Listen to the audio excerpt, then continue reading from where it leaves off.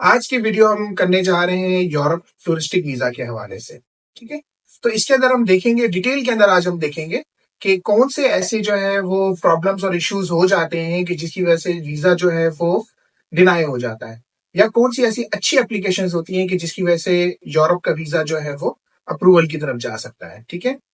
Europe जो है आप सबको पता है कि वो शेंजन और नॉन शेंजन दो के अंदर डिवाइडेड है। ठीक है, इसकी एप्लीकेशन दोनों की डिफर होती है, दोनों के डिफरेंट तरीके से बनती है। ठीक है,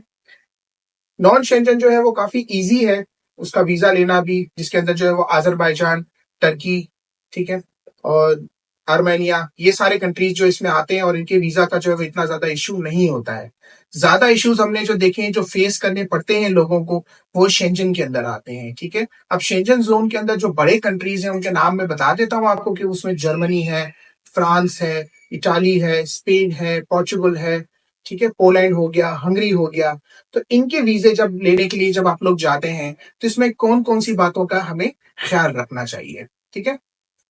सबसे पहले जो है वो इसके अंदर हमें जो है वो एक कंट्री सेलेक्ट करना होता है कि हम किस कंट्री के अंदर जाना चाह रहे हैं। ये मल्टीपल कंट्रीज भी हो सकते हैं, क्योंकि जो शेंजन वीजा होता है वो एक वीजा होता है, लेकिन पूरे शेंजन जोन को जो है वो उसके अंदर आप ट्रेवल फ्री जो है उसके अंदर कर सकते हैं। ठीक है, अब जब आपकी सिलेक्शन ऑफ कंट्री होगी, फॉर एग्जाम्पल अगर आप इटली जाना चाह रहे हैं, ठीक है, अब इटली के अंदर जब आपने अप्लाई करना है तो एम्बेसी का फॉर्म जो है वो इटली के हिसाब से आप उसको फर्स्ट डेस्टिनेशन जो होगी उसके हिसाब से हम उसको फिल करते हैं।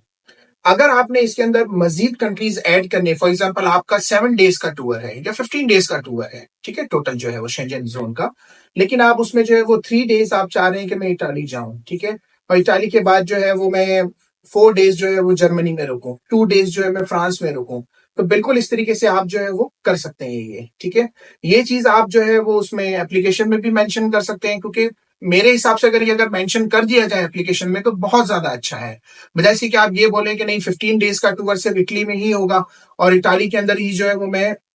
रहूंगा और 15 डेज में वहां गुजारूंगा, ठीक है, तो ये भी एक इलॉजिकल सी चीज सामने आती है। ठीक है, इस वजह से भी हमने देखा है कि बहुत सारे लोगों की रिजेक्शन जो है वो हो रही होती हैं। तो अगेन वही बात कि बी ट्रूथफुल, आपने ट्रूथफुल रहना है। सेकंड जो इसमें मोस्ट इंपॉर्टेंट पार्ट है कि ट्रैवल प्लान, ठीक है, ट्रैवल प्लान जो है वो इतना इंपॉर्टेंट है इसके अंदर के इसके अंदर जो है वो ट्रैवल प्लान की वजह से ही जो है वो वीजा अप्रूव्ड हो सकता है या एक वीजा जो है वो रिजेक्ट हो सकता है। ठीक है, यही वो डॉक्यूमेंट है ट्रैवल प्लान की, जो डॉक्यूमेंट आपका एम्बेसी के पास जाएगा और एम्बेसी ने उसको रीड करना होता है। ठीक है, उससे आपके इंटेंशंस पता चलते हैं। तो इसका एक प्रोफेशनल तरीका है, हम एक वीडियो बनाएंगे इसके ऊपर डिटेल और सिर्फ ट्रैवल प्लान के बारे में एक्सप्लेनेशन करेंगे कि ट्रैवल प्लान जो है वो कैसे लिखा जाता है और इसके अंदर क्या क्या चीजें इंक्लूड करनी है, कौन सी प्रॉब्लम इसके अंदर आ सकती है और उसको हम कैसे जो है वो सही कर सकते हैं। ठीक है, अच्छा, ट्रैवल प्लान के बाद जो है वो आपके जो डॉक्यूमेंट्स जो हमें चाहिए होते हैं, ठीक है, और जिस बेसिस के ऊपर आप जब अप्लाई करते हैं, ठीक है, तो उसमें पासपोर्ट हो गया, सही है, पासपोर्ट की वैलिडिटी आपकी अगर 1 ईयर की हो एक्सपायरी की तो बहुत ज्यादा अच्छा है, और उससे पहले हम मना करते हैं कि इसको जो है वो अप्लाई ना किया जाए। ठीक है, अगर आप जॉब कर रहे हैं तो जॉब का लेटर, अगर आप बिजनेस कर रहे हैं तो फिर बिजनेस का प्रूफ, जिसके अंदर आपका एनटीएन हो जाता है, और आपके कंपनी के, अगर कंपनी चला रहे हैं तो कंपनी के रजिस्ट्रेशन के डॉक्यूमेंट्स, और आपने अगर टैक्स भरा है उसका कंपनी का तो वो उसके डॉक्यूमेंट्स जो है उसमें आप लगा सकते हैं। ठीक है, अगर आप इंडिविजुअल अप्लाई कर रहे हैं तो आपको सिर्फ फैमिली रजिस्ट्रेशन सर्टिफिकेट की जरूरत है, जो कि शो करता है कि आपकी फैमिली टाइज जो है वो मौजूद है पाकिस्तान के अंदर। ठीक है, लेकिन अगर आप फैमिली के साथ अप्लाई कर रहे हैं तो आपको, अब फैमिली के अंदर, ठीक है, डिपेंड करता है कि आप अगर पेरेंट्स के साथ कर रहे हैं तो फैमिली रजिस्ट्रेशन सर्टिफिकेट से ही काम चल जाएगा आपका। ठीक है, लेकिन अगर आप मैरिड हैं, आपके बच्चे हैं, तो फिर आपको एमआरसी, जिसको मैरिज रजिस्ट्रेशन सर्टिफिकेट कहा जाता है, वो लगाना बहुत ज्यादा जरूरी होता है। ठीक है, और प्लस बच्चे जितने भी हैं आपके तो उनके बर्थ सर्टिफिकेट्स भी इसके साथ लगेंगे। फाइनेंशियल डॉक्यूमेंट्स के अंदर बैंक स्टेटमेंट बहुत इंपॉर्टेंट ये भी है डॉक्यूमेंट, और इसके अंदर बहुत ज्यादा जो है वो लोग कंफ्यूजन का शिकार होते हैं कि सर इसमें बैंक स्टेटमेंट कितनी लगानी चाहिए और कितनी होनी चाहिए, इसमें अमाउंट कितनी हो, कितने मंथ्स की हो, क्या इसमें रनिंग होनी चाहिए, ट्रांजेक्शन्स हो नहीं हो, तो वो भी इसी वीडियो में हम देख लेते हैं। ठीक है,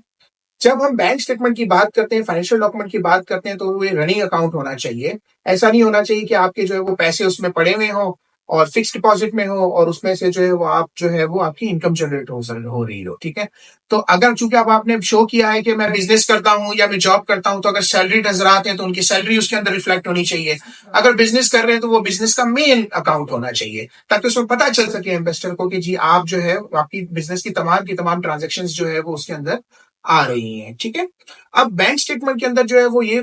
पूछा जाता है कि भाई इसमें अमाउंट कितनी होनी चाहिए। तो आप देखें कि आप जब वो ट्रैवल प्लान लिख रहे हैं तो उसके अकॉर्डिंग होना चाहिए। फॉर एग्जाम्पल अगर आपने कहा है कि मैं 15 डेज का ट्रैवल करना चाह रहा हूं शेंजन जोन के अंदर, ठीक है, तो उस 15 डेज के हिसाब से आप कैलकुलेट करेंगे, क्या कैलकुलेट करेंगे, आपकी एक तो ट्रैवल टिकट्स, सही है, आपने जो होटल लिया है वहां पर या जो आपकी अकोमोडेशन है उसके खर्चे कितने हैं। थर्ड नंबर के ऊपर है कि आप जो फूड वगैरह जो वहां पर खाएंगे उसका एक्सपेंस कितना आ रहा है, ठीक है। ये सारा रफ एस्टिमेट लिखना होता है। अगर आप थोड़ा सा गूगल करेंगे इसको तो वहां से भी आपको पता चल जाएगा। लेकिन अगर आप किसी प्रोफेशनल बंदे से अगर आप अपनी एप्लीकेशन ये डिजाइन करवाते हैं और बनवाते हैं, ठीक है, तो टिपिकली वो प्रोफेशनली ही बता देगा आपको कि कितना एक्सपेंस जो है इसके अंदर आ रहा है। तो वो एक्सपेंस आपने जो है वो लाजमी जो है वो शो करना होता है कि उससे थोड़ा एक्सेस ही मेरे पास जो है वो अमाउंट पड़ा हुआ है। अब ऐसा भी नहीं हो सकता है कि एक आदमी का खर्चा फैमिली के साथ जा रहा है शेंजन में 15 लाख का है और वो कह रहा है कि सर मैं 15 लाख की ही बैंक स्टेटमेंट ला रहा हूं, तो इन्वेस्टर डेफिनेटली कहेगा कि यार टोटल एसेट्स ही आपके 15 लाख के पड़े हुए हैं, तो आप क्या ये तमाम के तमाम एक्सपेंस एक एक टूर के लिए जाके खत्म करना चाह रहे हो। तो ये भी जो है पॉसिबिलिटी में नहीं आता है, ठीक है। उसके बाद जो है जब हम इसको अप्लाई करते हैं तो अप्लाई में आपने ये भी देखना है कि आपकी एप्लीकेशन जो फिलिंग हो रही है एम्बेसी की वो आप प्रोफेशनली करें। उसके अंदर कोई भी इंफॉर्मेशन गलत ना लिखें, कोई भी इंफॉर्मेशन ऐसी ना दें कि जिससे जो है वो फेक चीजें जो है वो सामने आ रही है, ठीक है। तो वो आपने बिल्कुल ही प्रोफेशनली जो है वो करनी है। पिक्चर्स का भी ख्याल रखना है, जितनी पिक्चर्स की जो उसकी जो विड्थ और हाइट जितनी बताई गई है एक एम्बेसी की तरफ से, ठीक है, उसको हम मजीद फॉलो करें। क्योंकि कई लोग जो है हमने देखा है कि उसको भी फॉलो नहीं कर रहे होते, तो वो भी आगे जाके इशू और प्रॉब्लम देती है, ठीक है। मजीद जब हम वीडियो बनाएंगे आगे फर्दर तो हम उसमें देखेंगे कि स्टूडेंट वीजा यूरोप के अंदर जो है उसमें कौन से डॉक्यूमेंट्स और क्या उसमें गलतियां लोग करते हैं और किस तरीके से प्रॉब्लम इशू और फेस होती है। इस तरह की मजीद इंफॉर्मेटिव वीडियो के लिए इस चैनल को सब्सक्राइब कर लें और इस वीडियो को लाइक कीजिएगा और सबका जारिया समझ के इसको आगे फॉरवर्ड